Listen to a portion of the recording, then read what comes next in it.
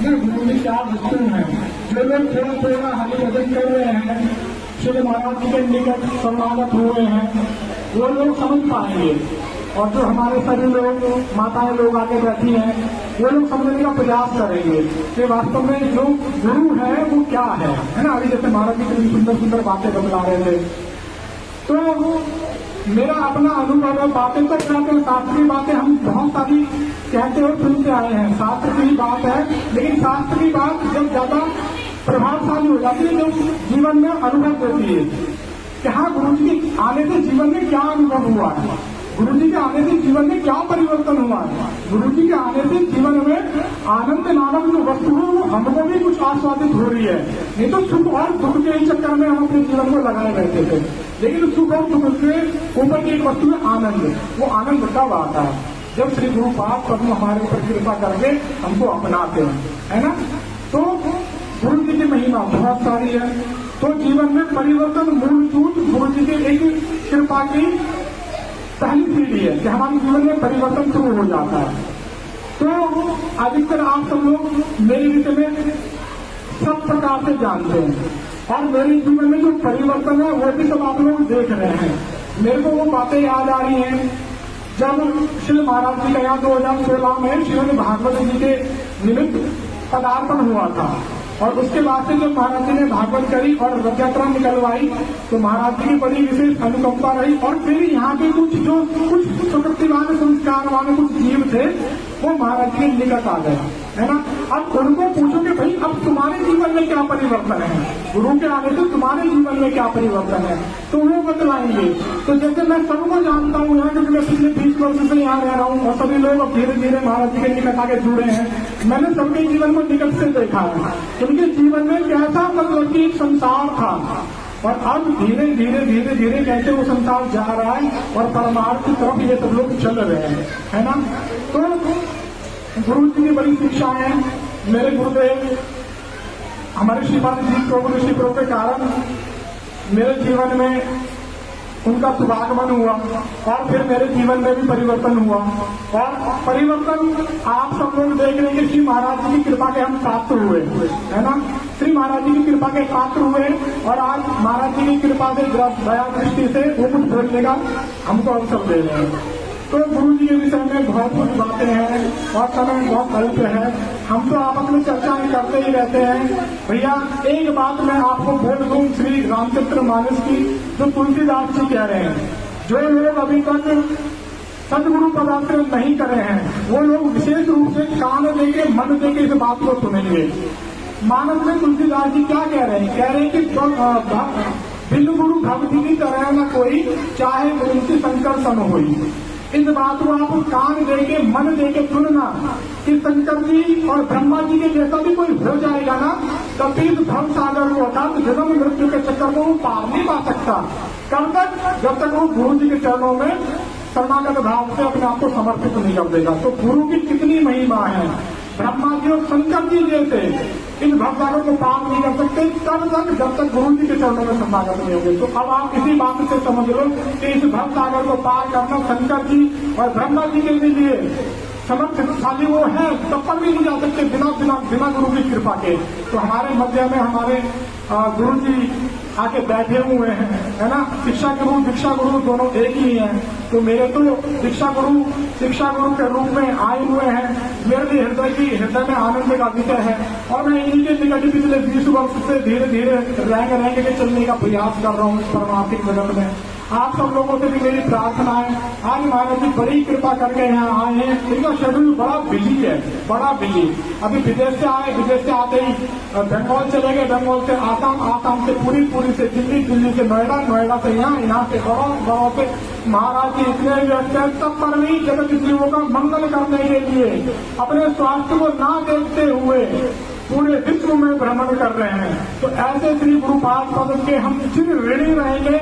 महाराज जी के लिए जोरदार ताली बजाके महाराज तक। मैं सबसे पहले अपने गुरुदेव नित्य लीला प्रविष्ट विष्णुपाद रमंस परिव्राज आचार्य त्रिदंडी स्वामी श्री श्रीमद भक्ति वेदांत श्री नारायण गोस्वामी महाराज जी के अभय चरण कमलों में कोटि कोटि प्रणाम करता हूँ, और उनकी अहेतु की कृपा की प्रार्थना करता हूँ। उसके बाद समस्त रूपानंद गुरुवर के चरण कमलों का स्मरण करता हूँ और उनकी भी कृपा की प्रार्थना करता हूँ। हमारे मंच पे आसीन पूज्यपाद श्री श्रीमद भक्ति वेदांत श्रीधर गोस्वामी महाराज के चरणों में प्रणाम करता हूँ। महाराज की कृपा आशीर्वाद की प्रार्थना करता हूँ और यहाँ पर उपस्थित समस्त ब्रह्मचारी वैष्णवी माताएं प्रभु लोग सभी के चरणों में यथा योग्य दंडक प्रणाम करता हूँ। हम लोग बहुत सौभाग्यशाली हैं यहाँ पर मोहन नगर में बैठकर गुरुदेव व्यास पूजा तिथि को मना रहे हैं। गुरु पूर्णिमा है, ये परसों 3 जुलाई से गुरु पूर्णिमा है। परंतु शास्त्र में बताया, हमारे गुरुदेव कहते थे और हमारे प्रभुपाद भक्ति सिद्धांत श्रील प्रभुपाद जी कहते थे, गुरु पूजा कब करनी चाहिए? गुरु जी की पूजा क्या एक दिन करनी चाहिए? करे नहीं, करे हर वर्ष गुरुदेव की पूजा करनी चाहिए। हर वर्ष नहीं, हर महीने गुरुदेव की पूजा करनी चाहिए। हर महीने में, हर सप्ताह में गुरुदेव की पूजा करना चाहिए और हर सप्ताह में प्रत्येक दिन गुरु पूजा करनी चाहिए और प्रत्येक दिन में 24 घंटे में हर घंटे गुरुदेव की पूजा होनी चाहिए और 1 घंटे में 60 मिनट होते हैं, हर मिनट में गुरुदेव की पूजा होनी चाहिए। मतलब गुरुदेव हमारे क्या होने चाहिए? हमारे प्राण स्वरूप गुरुदेव है। 1 सेकंड के लिए भी गुरुदेव को नहीं भूलना चाहिए। मतलब गुरुदेव की पूजा नित्य करनी चाहिए। जैसे कहते हैं ना, आज यहाँ पर मनाई जा रही है मोहन नगर में, कल नोएडा पे मनाई जाएगी, परसों नोएडा में, फिर जनकपुरी में। डेली ही जब तक हमारे जीवन में गुरुदेव आ गए हैं, हमारे गुरुदेव कहते थे रोज बिस्तर से उठते नहीं गुरुदेव का नाम प्रणाम करना चाहिए। गुरुदेव का नाम लो, गुरु परंपरा का नाम लो, है ठाकुर जी का नाम लो, जय तो पूरी गुरु परंपरा की। हमारी बॉडी गीती कुछ नहीं है। अगर आपने एक बार सुबह उठते नहीं बिना स्नान करे बिस्तर बैठ के पूरी गुरु परंपरा की जय लो, ऐसे जीवन शुरू होना चाहिए। और जब पूरा दिन अपना जीवन कैसे बिताना चाहिए गुरुदेव के उपदेश के अनुसार। कुछ गुरुजी ने गृहस्थों के लिए उपदेश दिए हैं, जो गृहस्थ लोग हैं। कुछ ब्रह्मचारी के लिए उपदेश है, ब्रह्मचारी है, सन्यासी के लिए उपदेश है।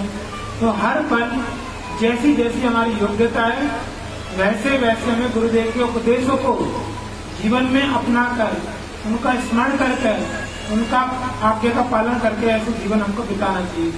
तभी गुरुदेव की पूजा होती है। खाली फल फूल लाए हैं, चंदन लगाया और माला पहना दी और गुरुदेव की आज्ञा का पालन नहीं किया, अरे कोई भी लाभ नहीं हो। पूजा 2 प्रकार की पूजा होती है। एक तो क्या द्रव्य के द्वारा पूजा होती है और एक होती है अपने को ही दे दिया, पूरा समर्पण कर दिया अपने को। जब तक हम अपने को समर्पण नहीं करेंगे तब तक गुरु पूजा नहीं होगी। तो सबसे पहले क्या करना पड़ेगा हमको? गुरुदेव के चरणों में हमको अपने को सौंपना पड़ेगा, तब जाकर क्या करना पड़ेगा? गुरुदेव की सेवा। अब ये चतुर्मास व्रत प्रारंभ हो जाएंगे, 4 महीने के व्रत है।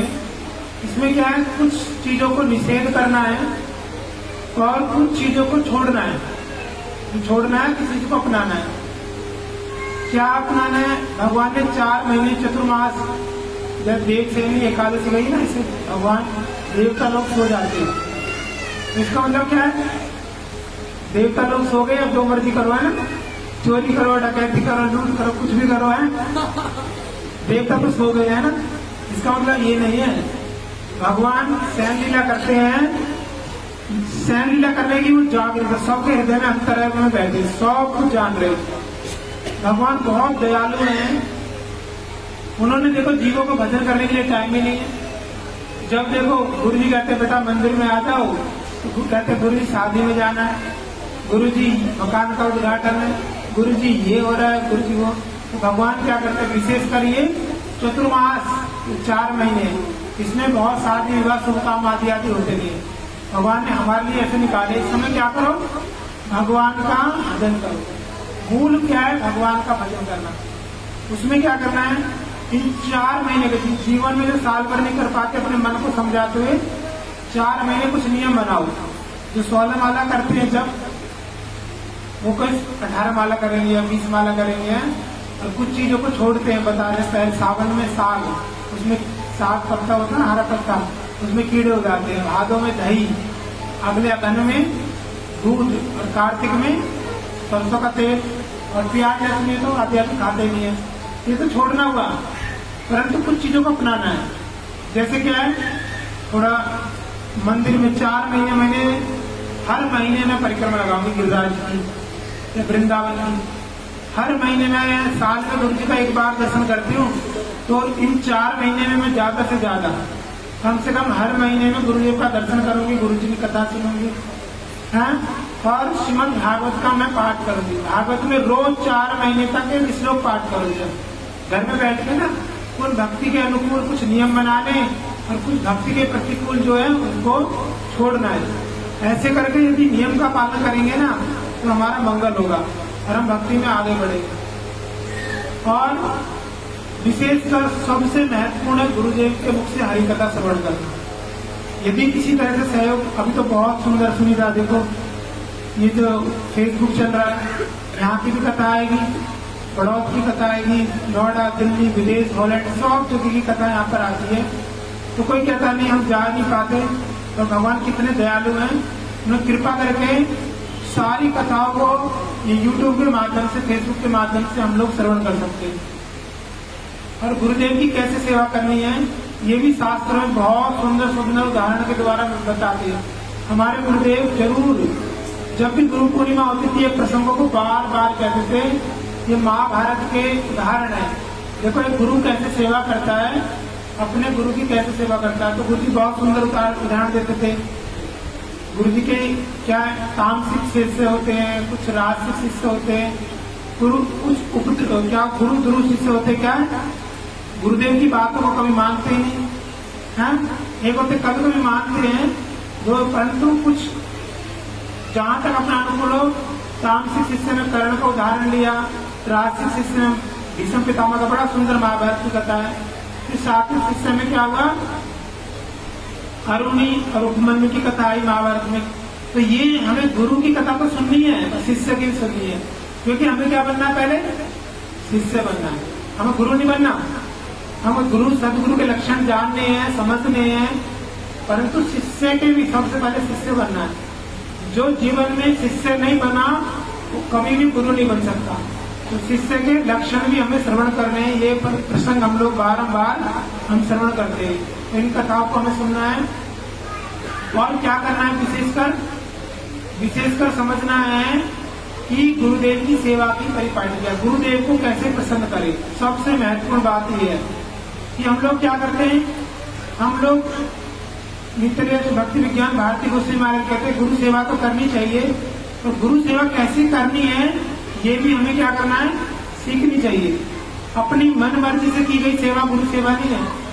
गुरुदेव के मनोभिष्ट को जानकर, उनके हृदय की भावनाओं को जानकर उसके अनुरूप सेवा करना सेवा है। जैसे मानो गुरुदेव आए और गुरुदेव को क्या है, मानो अस्वस्थ है, किसी प्रकार की शुगर की बीमारी भी है, मानो लानो, वैसे गुरु जी अपराकृत होते हैं, पर जड़ जगत में जो भी अस्वस्थ का अभिनय करते हैं, इसको हमें जागतिक दोष नहीं देखना चाहिए। आपने रसमलाई बनाई, रसगुल्ला बनाया, सारी मिठाई के व्यंजन बना दिए, अब एक भी व्यंजन आपका भोग में लगा नहीं। इसलिए पहले गुरुदेव को प्रिय क्या चीज है, गुरुदेव चाहते क्या है। अब नहीं गुरुदेव मैंने बनाया है, ये तो खाना ही पड़ेगा, है ना। गुरुदेव मैं बहुत बढ़िया पकौड़ी बना के लाई हूँ, इतना बढ़िया, इसमें ज्यादा तेल डाला है, 100 ग्राम डालते मैं 250 ग्राम डाला है, इतना बढ़िया मैंने बनाया, आपको खाना ही पड़ेगा, इतनी मेहनत से बनाया। तो क्या है, अगर अपनी मर्जी से सेवा की जाए, गुरुदेव को स्वास्थ्य के नुकसान हो रहा है, लाभ हो रहा है, गुरुदेव को प्रिय है, स्वास्थ्य प्रिय है, तो ये कोई सेवा नहीं है। पहले जानिए कैसे सेवा सीखनी चाहिए। गुरुदेव के जो निकट से सेवक हैं उनकी सेवा करनी पड़ती है पहले, है ना, कि जाके नहीं हम तो बस गुरुदेव की सेवा करेंगे। गुरुदेव के जो सेवक कर रहे हैं, गुरुदेव क्या कहते हैं, जिस किसी ने भी यदि गुरुदेव की सेवा की है, यहाँ तक कि कुत्ता भी हो, उसके लिए हमें प्रणाम करना पड़ेगा। गुरुदेव की जिसने सेवा की है उसका ऋणी होना पड़ेगा। फिर हम लोग अभी अभी आए, नए जुड़े और करें हम गुरु जी के सेवक हैं, और कोई पुराने कोई सेवक कर रहे हैं वो गुरु जी की सेवक ही नहीं है, ये क्या है, ये निंदा अहंकार है, ये सेवा नहीं है। इसलिए क्या है, गुरु जी कहते थे नहीं, जो गुरु जी की सेवा कर रहे हैं उनको नहीं मानना, उनके चरणों में अपराध करना, ये गुरु सेवा नहीं है। इसलिए ये सब सेवा कैसे करनी है हमारे महाराज जी बताते हैं, बहुत सारे गुरुवर्ग बताते हैं कि सेवा करने की परिपाटी पहले किसे सीख रही है, कैसे वैष्णव के अनुगत्य में सीख रही है। फिर जाके गुरु सेवा करनी है। कभी कभी हम गुरु की सेवा के अभिनय करते करते बड़े अपराध हो जाते हैं। गुरु जी के पहले साधु निंदा बताया, वैष्णव की निंदा बताया, पहले गुरु अवज्ञा नहीं बताया, पहले साधु की निंदा। वैष्णव की अवज्ञा करते करते करते तीसरे नंबर पर गुरु अवज्ञा है। पहले गुरु अवज्ञा नहीं बताया, क्योंकि पहले लौकिक जगत में क्या था, गुरु अवज्ञा हम करते नहीं सहज रूप में, पर पहले वैष्णव की निंदा करते करते करते करते इतना हो जाते हैं, फिर गुरु की भी निंदा करने लगते हैं, है ना। तो इसलिए ये क्या है, गुरु ही क्या कहते हैं, हरि, गुरु और वैष्णव तीनों की सेवा करना पड़ेगा और तीनों के वचनों को मिलाना पड़ेगा। यदि गुरु के वचन ऐसे हो रहे हैं तो उनको निवेदन पूर्वक गुरु से पूछना पड़ेगा।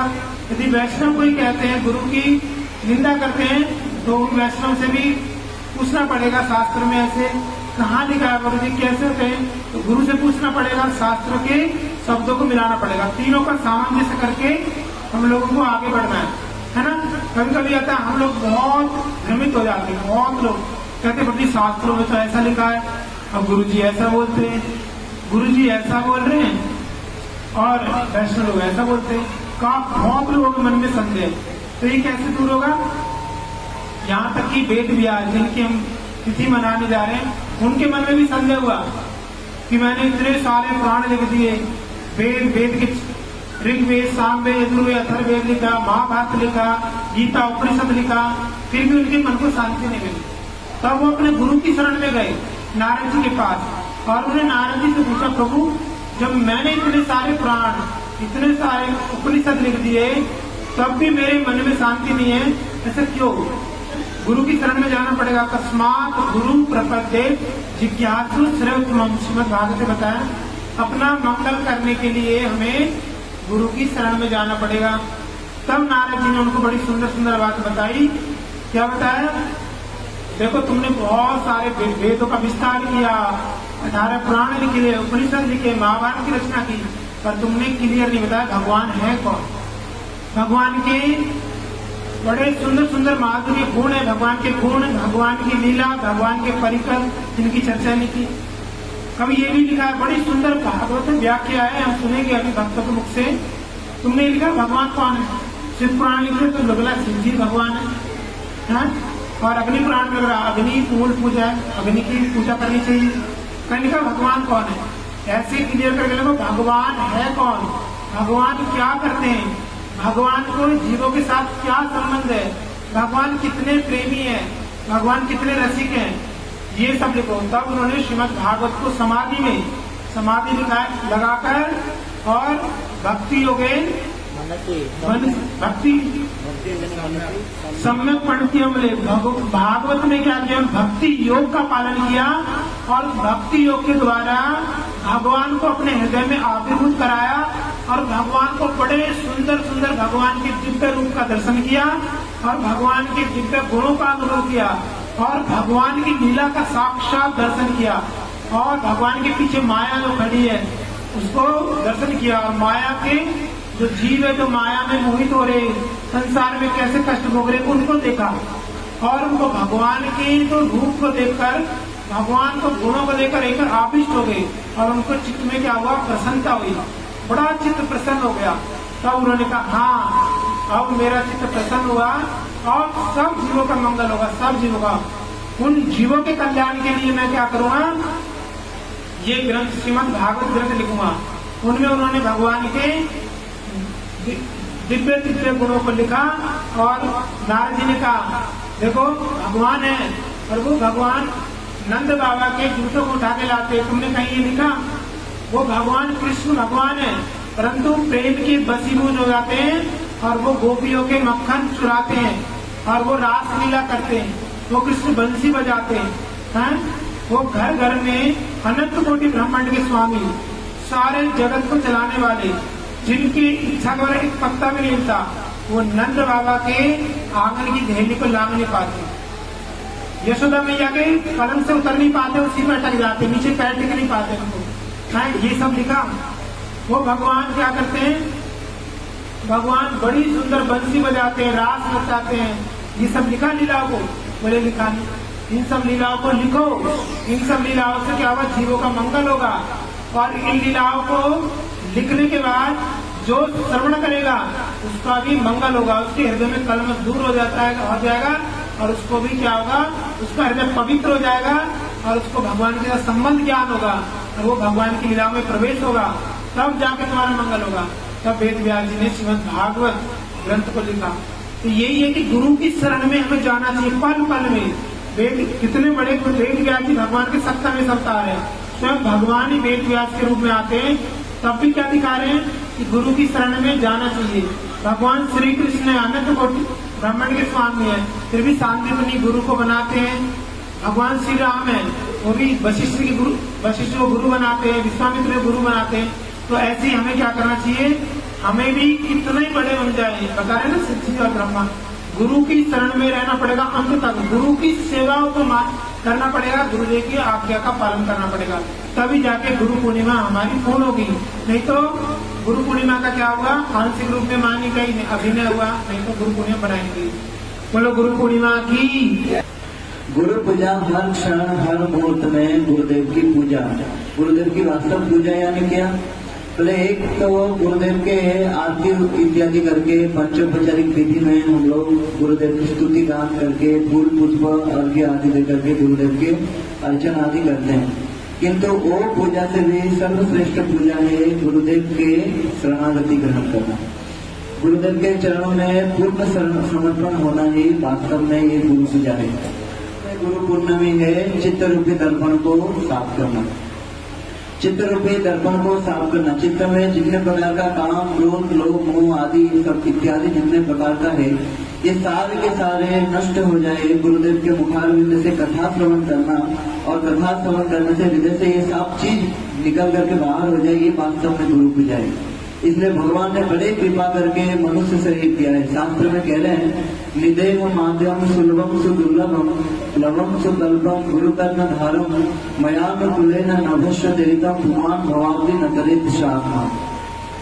बढ़िया, हमको भगवान ने क्या किया, निदेह माध्यम सुलभम सुदुर्लभम, बोले मनुष्य शरीर हमें क्या हुआ है, सुदुर्लभ, क्योंकि 84 लाख योनि में भटकते भटकते हम मनुष्य शरीर जन्म ग्रहण किए। कोई पशु पक्षी जोनी गुरु पूजा के अधिकार नहीं है। कोई पशु पक्षी को ले आओ, भैया तुम गुरु ग्रहण कर लो, ग्रहण कर सकते हैं, ग्रहण कर सकते हैं, बताओ। बोले हम लोग मनुष्य शरीर में ही ऐसा भगवान ने कृपा करके दिया है, इसलिए हम लोग गुरु ग्रहण करेंगे और गुरु पूजा भी करने की हमें योग्यता प्रदान कर रहे हैं। इसलिए यहाँ पर बता रहे हैं कि निदेह माध्यम, ये जो शरीर है बड़ा दुर्लभ था, इसको भगवान ने सुलभ कर दिया। यहाँ पर हम लोग भव सागर में ठाकुर जी ने रख दिया। अब भव सागर में देखना, बोट में जब जाओगे तो उस बोट का अगर कैप्टन सही नहीं हो, उस बोट को चलाने वाला ही अच्छा ना हो, तो क्या हमें वो नौका वो किनारे में पहुंचा सकता है? वो कभी पहुंचा नहीं सकता। इसलिए चलाने वाले कौन है? बोले गुरु। ये गुरुदेव ही ये कैप्टन स्वरूप, ये नाविक स्वरूप में ये नौका को चलाते हैं। और भगवान कहते हैं जो मेरे तरफ एक पद आते हैं तो मया अनुकूलेन अवश्य देरिताम। एक बार अगर कोई गुरु ग्रहण कर लिया और मेरे तरफ आने की कोशिश कर लिया तो मैं उसको चोटी खींच करके मेरे पास पहुंचा ही देता हूँ। इसलिए यहाँ पर गुरु पूजा के आज उपस्थित शुभ अवसर आया है। हम लोग बड़े सौभाग्यवान है, गुरुदेव के सानिध्य में हम गुरु पूजा कर रहे हैं। यहाँ पर एक विशेष शिक्षा देने वाले बात है, प्रभु जी अभी बता ही दिए सारे कुछ, लेकिन श्रीमद् भागवत में व्यास जी के पूजा को ये व्यास जी ने किस प्रकार से नारद जी के चरणों में वास्तव में कैसे गुरु पूजा किया। व्यास जी ने उससे पहले अनेक 17 ग्रंथ, अनेक उपनिषद लिख दिया था, महाभारत भी लिख दिया था। बोले नारद जी जब आए तो देखे व्यास जी बड़े असंतुष्ट थे। नारद जी बोलते बोले व्यास जी आप इतना असंतोष क्यों हो? बोले इतना असंतोष कि आपके मन में ये खिन्न होने का कारण क्या है? कोई बोलेगा कि व्यास जी मन में मोह है, व्यास जी में थोड़ा ज्ञान कम है, तो ऐसा हो ही नहीं सकता, क्योंकि व्यास जी सारे वेद को जिन्होंने विस्तारित रूप में सबको भाग भाग कर दिया और जिन्होंने पंचम वेद जैसा महाभारत ग्रंथ को जिन्होंने रचना किया। इसीलिए यहाँ पर कोई कहेगा कि व्यास जी में कोई मोह है, कोई खिन्न है, व्यास जी में कोई ज्ञान का अभाव बने, तो हो ही नहीं सकता। फिर भी जब तक उन्होंने वास्तव में नारद जी के चरण में समर्पण ना हुए तब तक ये उनके मन को शांति नहीं हुआ, तब तक उनके मन को शांति नहीं हुआ। नारद जी जब उनको वास्तव में जो मूल चीज जो सिखाए और किस प्रकार नारद जी पूर्व जन्मों में दासु पुत्र थे और साधु गुरु वैष्णव का सेवा की और सेवा करते करते उनके चरणामृत, उनके उच्चिष्ट और उनके जो पदधूलि को ग्रहण करके नारद जी को कैसे दासी पुत्र नारद से ब्रह्मा के पुत्र नारद बन करके आए, ये जो ज्ञान के माध्यम में नारद जी अपने जो चरित्र को श्रवण कराने के जो पीछे का जो रहस्य बता रहे हैं, तो बोल रहे हैं कि साधु की सेवा करो, वैष्णव की सेवा करो। वैष्णव की सेवा करते करते ही धीरे धीरे क्या होगा ना, गुरु चरणों में रति होगा। वैष्णव की सेवा करते करते ही गुरु चरणों में वास्तव में रति होगा। ये जो उन्होंने जो शिक्षा दे रहे हैं उसके पश्चात ही उनको मन को शांति मिला है।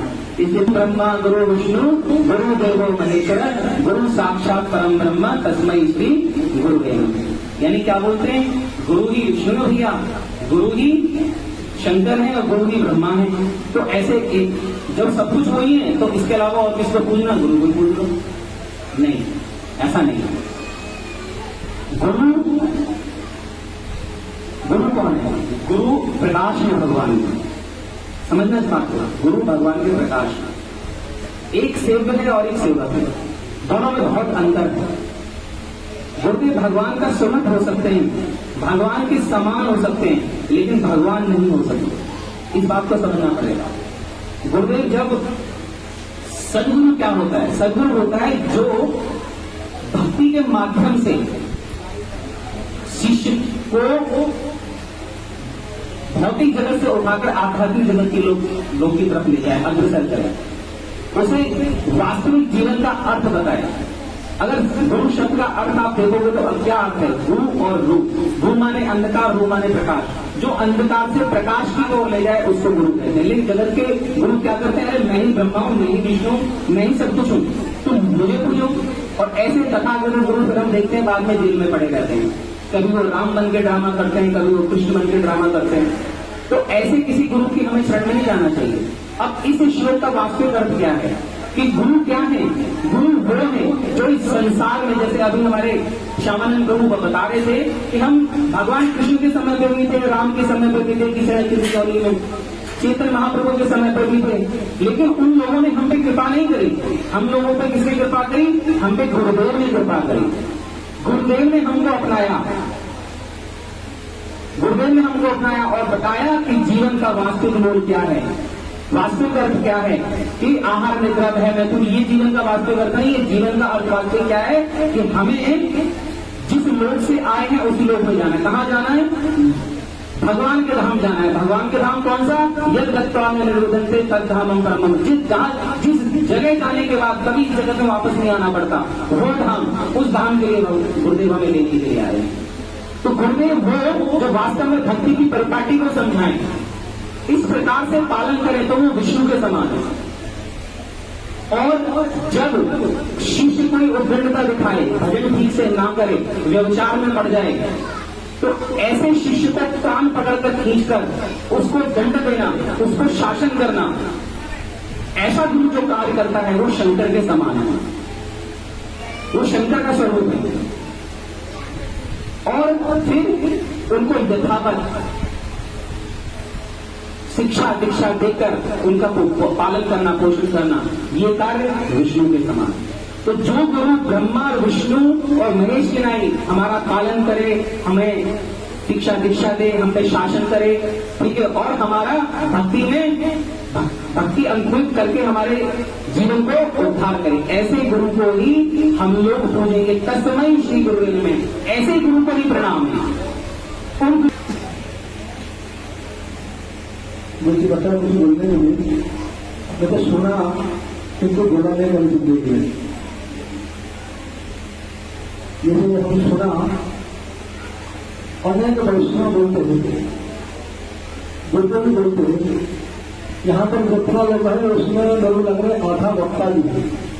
सबको श्लोक को पता होगा, यस्य साक्षात नहीं, यस्य साक्षात भगवती जाने को प्रति तस्य तो कथित व्यर्थ प्रकाशाची महात्मा यथादेव पराभक्ती तथादेव तथादेव तस्व कथित प्रकाशाची महात्मा।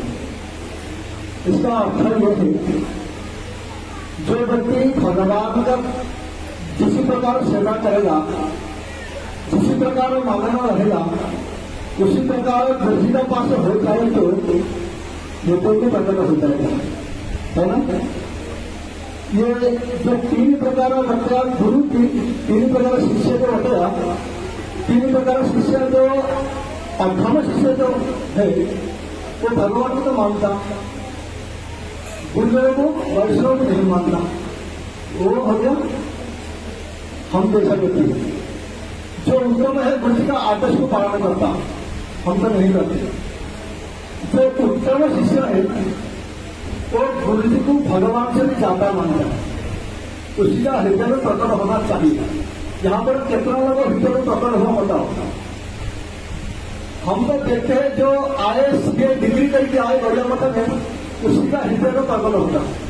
हम जैसा गोबर उठाने वाला मूर्ख लगा उसका हृदय में प्रकट नहीं होता। क्यों है ऐसा?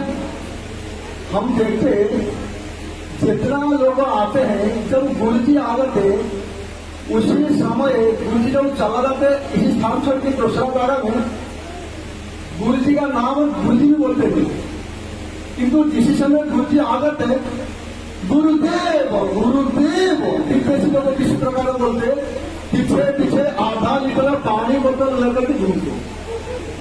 क्यों? मोबाइल लाइट चल रहा है, भाई हमारा नाम आएगा, सब लोग बोलेगा हम गुरु जी का शिष्य है, गुरु जी का सेवक है, हमारा नाम आएगा, हमको लोग थोड़े प्रणाम दे देंगे, फूल वहां डाल देंगे, प्यार भी छूने को कुछ करो। इसी प्रकार भावना हमारा होगा, आप लोगों का नहीं होगा। शास्त्र में जो बताया हमारा ओडिशा में जो महाराज है, पूरी महाराज का शिष्य जो वृंदावन में सेवा पूजा है, पूरी महाराज का मठ है सामने, उनका शिष्य ने बोलते आप लोग नाटक देखे होंगे,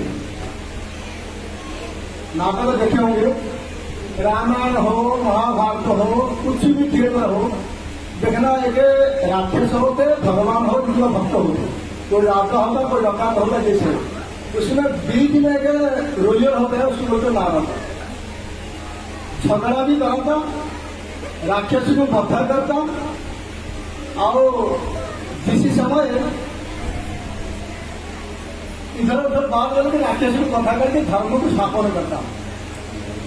उसी प्रकार बहुत लोग है हम जैसा व्यक्ति है नारद का, जिस समय गुरु जी आगत है, गुरुदेव जिस समय नारद स्टेज में जाएगा, बोलने का चांस मिलेगा, उसी समय नारायण नारायण दो लाइन बोले, बाप ने जितना कुछ बात बोले। जब उस स्टेज से घर पे आ जाएगा रूम पे, जहां पर पेंटिंग रूम है, कि अपना घर पे आ जाएगा, ड्रेस और उतार देगा, जिंदगी भर गुरुदेव नारायण का नाम ले लेगा। हम भी उसी प्रकार व्यक्ति है, गुरु जी का तो आदर्श नहीं मानते, जो व्यक्ति उसी प्रकार मानता है प्रफुल्ल गुरुदेव आगे पीछे सेवक है, उसका हृदय में हो सकता प्रकट होगा। हम तो गुरु जी जैसे बताया, पिताजी माता से तो धक्का देकर के गौरिया मठ में आए भजन न करने के लिए, पिताजी माता जी का सेवा नहीं किया, और जो मठ में आ गए गुरु जी बोलते पिताजी माता जी धोखा देकर के आए भजन करने के लिए, एवं तो भजन करना, भजन ऐसा चीज गुरु परंपरा जिसी बात को बताया उसी बात को ग्रहण करना ही भजन है। गुरु जी बोलते कई जगह में गुरु जी बोलते हम सुना है, आप लोग सुने होंगे। गुरु जी बोलते सुबह उठना, मंगला आरती दर्शन करना, कीर्तन में बैठना, गुरु परंपरा का जयघन करना, मंगलाचरण करना, त्रिसंध्या में आनी करना। हम तो सुना जो रात खत्म होगा सुबह होगा उसमें एक संध्या मानते, जो एक दिन खत्म होगा शाम होगा रात्रि आएगा उसमें एक संध्या मानते, और एक जो AM PM बोलते उसमें एक संध्या मानते। गुरु जी कहते कभी कभी दो बहुत बीच हो जाए, सुबह 2 बार करना, शाम को 1 बार करना, संध्या 3 बार जप करना है। हम तो रात को 2 बजे तक मोबाइल चल भाई, मेरा आप पर खराब नहीं सोचना, मैं किसी का नहीं बात बोलता, मेरा बात बोलता। हम तो 1-2 बजे तक मोबाइल ही चला करके 2 बजे 2:30 बजे करीब सोते थे। 10 बजे उठ के नहा धो करके आने की क्रिया करने के लिए 11 बजे बैठते। ये कौन सा संध्या, कौन सा तुलसी का आदर्श है? कौन सा पिता जी माता जी का आदर्श पालन कर रहे हो? कौन सी तुलसी का आदर्श पालन कर रहे हो? 2-4 श्लोक मुखस्त कर दिया, बोल दिया, बाबा गुरु तत्व, माया तत्व, जीव तत्व, हम तो है मूर्ख तत्व। कौन सा तत्व बोल नहीं सकते, मूर्ख है हम। किंतु हृदय में श्लोक मुखस्त करने से ही प्रकट नहीं होता। प्रकट जब होगा, प्रकृत हृदय में है। नायमात्र प्रवचन में कितना प्रवचन न कर लो, कुछ भी अब नहीं हो सकता, भगवत प्राप्ति नहीं हो सकता। लोग को बोलोगे हरिकथा बोलते बोलते बोलोगे ये नहीं करना, पाप होगा, नरक जाओगे।